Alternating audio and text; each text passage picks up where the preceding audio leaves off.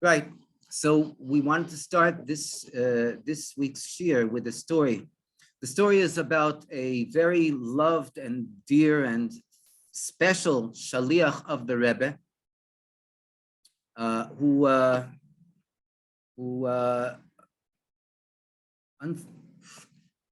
Hashem had plans for him, and he passed away right before Shabbos. We're talking about Rabbi Yisrael Halperin.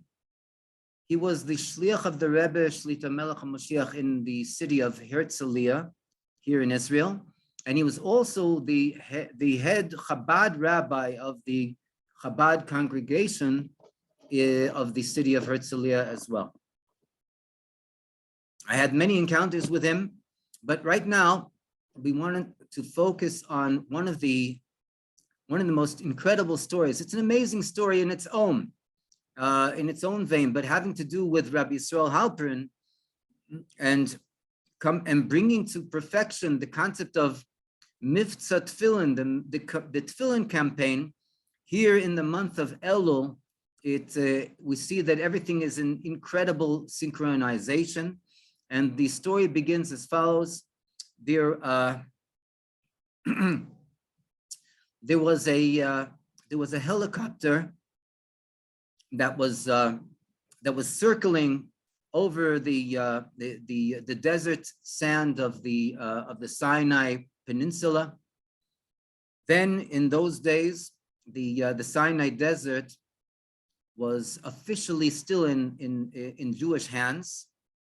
Unfortunately, afterwards, it was given away to the Arabs, but then it was still in Jewish hands. And the helicopter was circling in order to find a place to land, because in the desert, it's very treacherous to land in a place where the sand is not packed down, because otherwise the sand goes flying up, and it could cause terrible damage and harm to the people inside. It finally landed, and the person inside was one of the top Israeli generals of the Chayil HaAvir of the Israeli Air Force, who was the main passenger in this helicopter, stepped out. He was greeted outside, and he immediately was whisked away to a top security structure, where he sat for about 2 hours. The 2 hours that he sat there was due to the fact that there already were talks about the fact that they were going to give. It pains so much to even talk about it, but that they were going to give this portion of the land of Israel to the Egyptians, to the Arabs. He was sitting there together with all the high brass in order to go and to put together the last pieces of information that they had intact in the Sinai Peninsula, because they already had in the back of their mind the plan that if and when it would be needed to return to the Sinai Desert, to the Sinai Peninsula, so they'll have all the maps and all the plans ready, and it'll just be a matter of moving back to where they originally were based.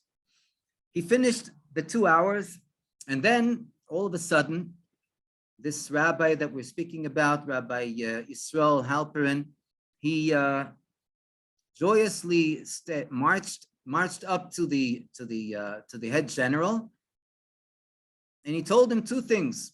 First of all, since it was then the month of Kislev, and it was in the middle of the holiday of Hanukkah, so he asked the general if he would honor them with the lighting of the Hanukkah menorah, the lights of the Hanukkah menorah. To this, the general said, I need to beg your pardon, but I already had the opportunity, and I lit the Hanukkah lights before I arrived. Okay, fine. And the second request was, I have here, and he took out from a backpack that he constantly always had with him two things. One was a pair of teffillin, and 2 was a small bottle of mashka, vodka, to say l'chaim. He said, if you'll be good enough, I'd like to offer you to put on tefillin, and then afterwards we'll make a l'chaim. To this, he looked at him and he said, I'll tell you frankly, I never put on tefillin in my life. This is what the general said. And apparently, this is what the situation was. But I'll tell you that at this point, right now, I'm going to roll up my sleeve and I'll allow you to put tefillin on me. Rabbi Halperin was looking at this, this high-ranking general of the Air Force, and he was like in a midst of surprise, and the general saw the surprise on his face. So he said, listen, after we put on the tefillin, when we make the l'chaim, I'll tell you the story because I see that you're so surprised. I'll tell you the story behind this. Okay, they put on tefillin, and they made a l'chaim. By the way, the Hanukkah lights you're allowed to light the Hanukkah lights if you're not going to have an opportunity later on. You can light it an hour and a quarter before the actual time, which is right by sunset. So many times during the years, it comes out to be maybe something like 3:15 or 3:30 or something like that. So this is why he was able to still light the Hanukkah lights and still put on tefillin. It was still before Shkia. So he tells him the following story. He says, before I came here, I was in the Kiryah. The Kiryah is the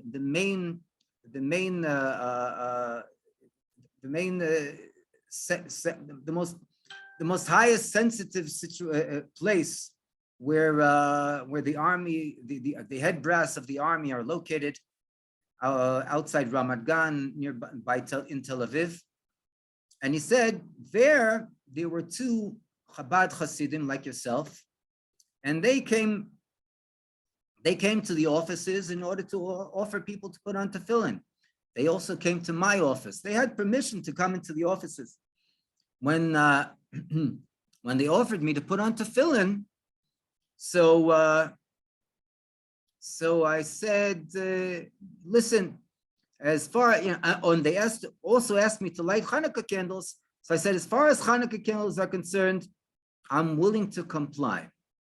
But as far as tefillin is concerned, I never put on tefillin in my life. And I don't see that this is the right, that this is the time and the place to start to do something that I never did in my life.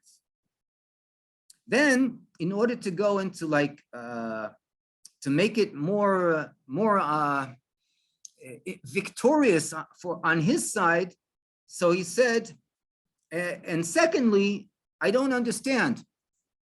What is this all about? You going out and you keep on, I see you everywhere. You Chabad Hasidim. I come to the main bus station, the Tachana Merkazit. I see you there putting tefillin on people.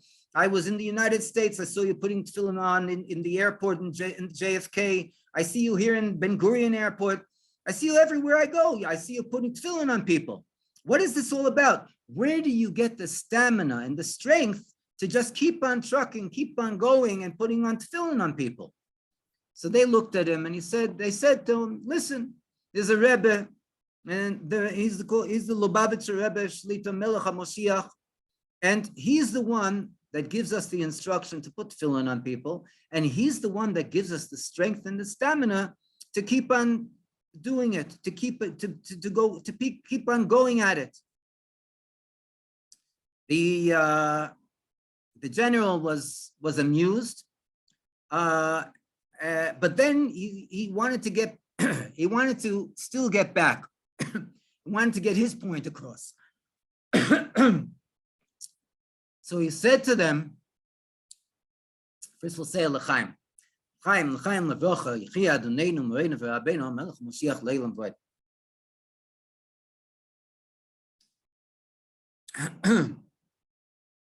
So he said to them, listen, if that's the case, so why doesn't the Rebbe himself come to me and offer me to put on tefillin? How come you guys come to put tefillin on me? He said, he's an important high-ranking general. So first of all, he asked, why doesn't the Lubavitcher Rebbe come to Israel? Right? And the second thing he asked is, why doesn't the Lubavitcher Rebbe come to me to put tefillin on and to ask me to put on tefillin? So to the first question they answered, he didn't catch them by surprise, and they answered very cool and calmly. They said, in regard to the first question, the Rebbe has his own reasons why he doesn't visit and he doesn't arrive in the Holy Land, in Eretz Yisrael. And in regard to the second question, so the fact that he sends us all over, and he sent us also here to put tefillin with you, it states very clearly in halacha in the Talmud that a person's emissary is literally considered to be the person himself, and therefore it's not us coming to you to put on tefillin, but the Lubavitcher Rebbe Shlita Melech Ha'Moshiach is literally here, and he's asking you to put tefillin on. This guy was very stubborn, to say the least, and he could not admit a loss. He didn't want to be defeated. So he said, listen, you know what? I'll make a deal with you guys. Deal? They're looking, what exactly is the deal all about? He says, I'll tell you what, if the next place that I arrive at, the Lubavitcher Rebbe comes, or as you say, his emissaries or emissary comes and offers me to put on tefillin, I'll put tefillin on. Then he looks directly at Rabbi Yisrael Halperin, and he said, the place where I just came from is exactly the place where I just told you. And the moment that the helicopter was hovering over the dunes of sand in order to find a place to land, I saw amongst the people that were coming to greet me, I saw your bushy beard waving in the wind, and I saw your tzitzis flying high from the whirling of the helicopter blades, and I knew that it's going to be here and now that I'll be putting on tefillin for the very first time in my life.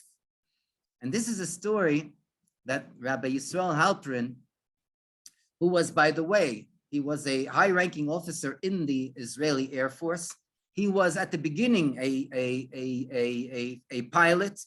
He was a pilot in the Israeli Air Force, and then afterwards, in order to go up to the higher planes, so they said that he would have to, chas v'sholom, remove his beard.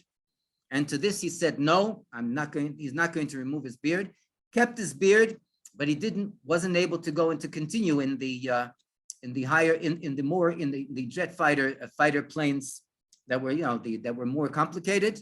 But he remained in the Israeli Air Force, and this is one of the many stories that he shared with us in order to, first of all, take under consideration the greatness of the Rebbe Shlita Melech Ha'Moshiach, and second of all, to realize that each and every one of us, wherever we may be found, we are emissaries of the Rebbe. We are literally the right hand of the Rebbe, which is coming and offering this our fellow Jew to do a mitzvah, whether it's putting on tefillin, or whether it's going and having mezuzahs on the door, or it's going and lighting Shabbos candles for Shabbos and Yontif, or any other mitzvah that we might be speaking about. When we speak to another person, so it's not just us speaking, and actually it's not us at all. We're just the mouthpiece for the Rebbe's voice to come forth. And this is what's going to have the impact and the influence on our fellow Jew to actually fulfill whatever mitzvah we're dealing with, as we heard here in the story. No, by telling the story, it should bring faster this pella, this wonder, and this miracle should bring closer the big and the greatest miracle that we're all waiting for almost 2,000 years, the revelation of the Rebbe Shlita Melech Ha'Moshiach on a good and revealed basis, and it should be with great joy and happiness. And the main thing is it should be teichef umiyad, mamish, mamish, mamish, immediately now, on a good and revealed basis. Yichi Adonenu, Moreinu v'Rabbeinu, HaMelech HaMoshiach le'olam voed.